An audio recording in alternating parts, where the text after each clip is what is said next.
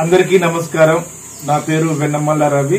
సుశ్రుత ప్రకృతి వైద్యాలయం 79 నా YouTube channel వారికి, నన్ను కన్న తల్లిదండ్రులకు, ఆయుర్వేద మహర్షులకు, నా విద్య నేర్పిన గురువులకు నా యొక్క పాదాభివందనములు. ఆయుర్వేదాన్ని అభిమానించే వారికి, పాటించే వారికి ప్రత్యేకమైన ధన్యవాదములు. ఈ రోజు మీకు ఇప్పుడు చూపించిన ఒక సమస్య అండి. ఆయుర్వేద అభిమానులారా, ఏంటంటే జెనెటిక్ ప్రాబ్లంతోనో లేకుంటేనో మనం తీసుకోవలసిన ఆహార పదార్థాలతోనో లేదంటే వాతావరణ యొక్క పరిమాణంతోనే.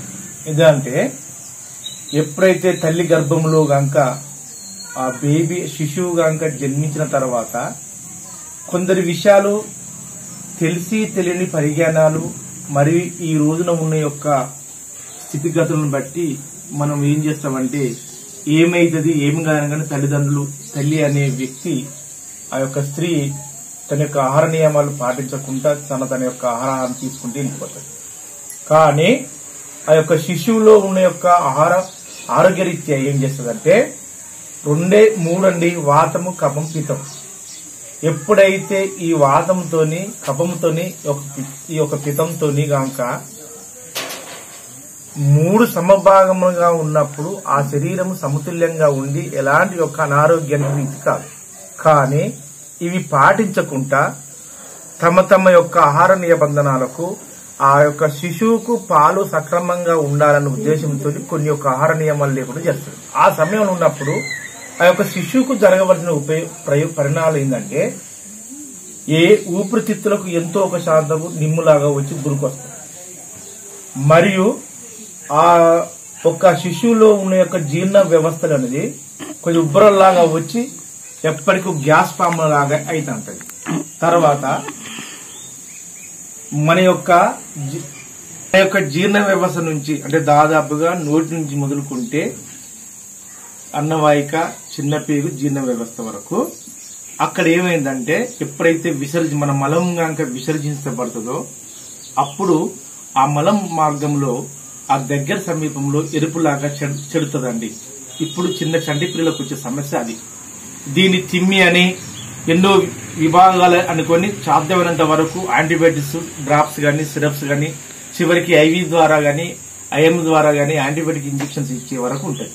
కానీ మన యొక్క ఆహార నిబంధనలు కనుక పాటించుకుని మన యొక్క ప్రకృతిలో ఇచ్చిన యొక్క మొక్కలు కనుక మనం కనుక దాన్ని ఒడిదేసుకుంటే అలాంటి తిమ్మి లాంటి చిన్నపిల్లలు గాని, గురుక గాని ఏ సమస్య ఉన్న పటాపంచలు చేయొచ్చు. అలాంటి వరకు మీ ఇలా చాలా ప్రవేశపెట్టినాం. ఎలా ప్రవేశపెట్టినాం ఏందో ఒకసారి మీకు చూపిస్తాం. ఈ చంటి పిల్లల సమస్యలు ఇలాంటి ఒకటి ఈ యొక్క సమాజంలో అందరూ ఉపయోగించుకునే ఒక సదుద్దేశంతోనే మీ ఇలాంటి పిల్లలకు ఎంతో మందికి ప్రవేశపెట్టి ఇప్పుడు మీ ముందుకు తీసుకొస్తున్నాం. చూడండి. ఏందమ్మా మీ మనవరాలుకా? అంతేనా? ఈమెనా? ఓకే. సిమ్మంటే మరి ఎక్కడ? అంతేనా? గట్టిగా చూడండి. ఇది చంటి పిల్లలకు వచ్చేది ఏంటంటే ఇక్కడ అండి.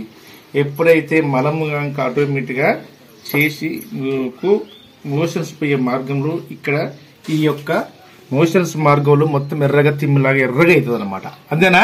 అది అప్పుడు చెప్పినప్పుడు నేను చేసినావా? మరి గట్టిగా అడుగు చెప్పు. చేసినవా? మీ చెట్టు ఒక ఏం లేదండి, మేడి చెట్టు.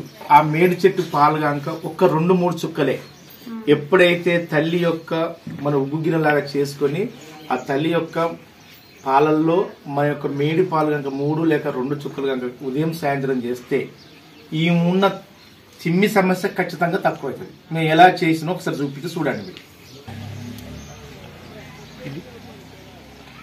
ఇట్నే పోసినావా?